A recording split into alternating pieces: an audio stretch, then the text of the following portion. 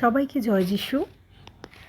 আজ আমরা জানব, যখন আমাদের জীবনে এমন কোনো পরিস্থিতি আসে যেই সময় আমাদের সাথে কেউ লড়াই করতে চায়, কেউ বিবাদ করতে চায়, আমাদের বিপক্ষে কেউ এসে দাঁড়ায়, সেই সময় একজন মসী ব্যক্তির কী করা উচিত।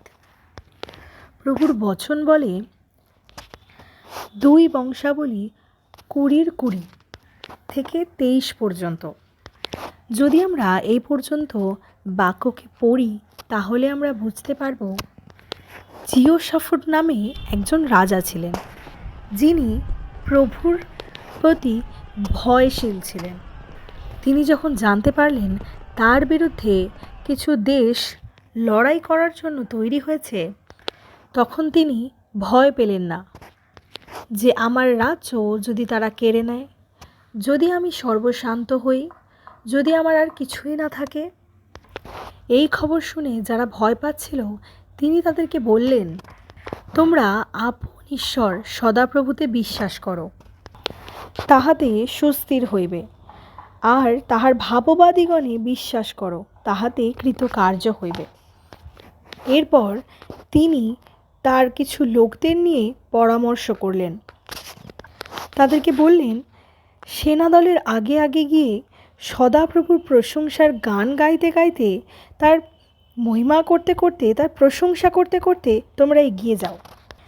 আর যখন তারা সদাপ্রভুর প্রশংসা গান করতে করতে সেই যুদ্ধক্ষেত্রের দিকে এগিয়ে গেল, তখন সদাপ্রভু জিহুদার বিরুদ্ধে আগত আম্মনের ও মোয়াবের সন্তানগণের ও সেইর পর্বতীয় লোকদের বিরুদ্ধে লুক্কায়িত সৈন্যদিগকে নিযুক্ত করিলেন, তাহাতে তাহারা পরাহত হইল। 23 পদে বলছে, আর অম্মনের ও মোয়াবের সন্তানগণ নিঃশেষে বধ ও বিনাশ করিবার জন্য সেইর পর্বত নিবাসীদের বিরুদ্ধে উঠিল, আর সেইর নিবাসীদিগকে সংহার করিবার পর পরস্পর একজন অন্যের বিনাশ সাধনে সাহায্য করিল। এই বচন থেকে আমরা এটা শিখতে পারি, জিওশাফট কেমনভাবে বিপদের সময়ও সদাপ্রভুর ওপর ভরসাকে রেখেছিল। সে শান্ত হয়েছিল, সে কোনো দুশ্চিন্তার মধ্যে যায়নি, সে তাড়াহুড়োও করেনি, সে কথা কাটাকাটি, ঝগড়া, অশান্তি এই সমস্ত কিছুর মধ্যেই সে যায়নি। সে শান্তভাবে সদাপ্রভুর কাছে নিজের এই যুদ্ধকে অর্পণ সমর্পণ করেছিল, তার হাতে এই যুদ্ধ দিয়ে দিয়েছিল। যখন তার বিরুদ্ধে এসে কোনো দেশ যুদ্ধ ঘোষণা করছে, তখন সে নিশ্চিন্তে সদাপ্রভুর ওপর ভরসাকে রেখে সে নিজের লোকেদের সদাপ্রভুর ওপর বিশ্বাস রাখতে বলেছিল। যদি আমাদের জীবনেও কখনো কোনো পরিস্থিতি এমন হয়, তখন আমরা যেন জিওশাফটের মতনই সদাপ্রভুর ওপর বিশ্বাসকে রাখতে পারি, ভরসাকে রাখতে পারি। জিওশাফট এখানে অসম্ভব বিশ্বাস সদাপ্রভুকে করেছিল। সে সম্পূর্ণভাবে সদাপ্রভুর ওপর নির্ভর হয়ে গিয়েছিল।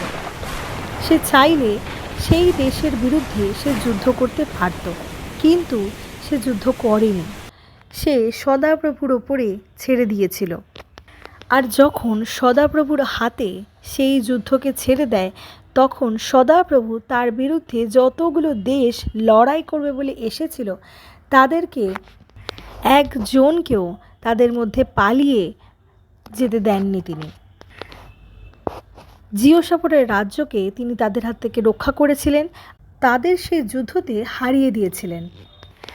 আজ আপনি ভয় পাবেন না।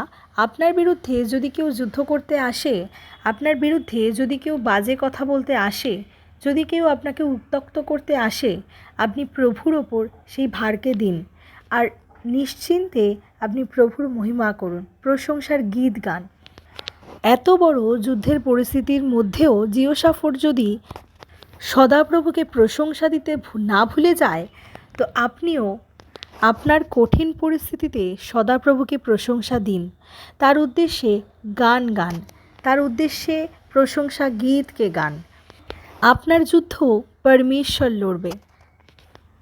সবাইকে জয় যিশু।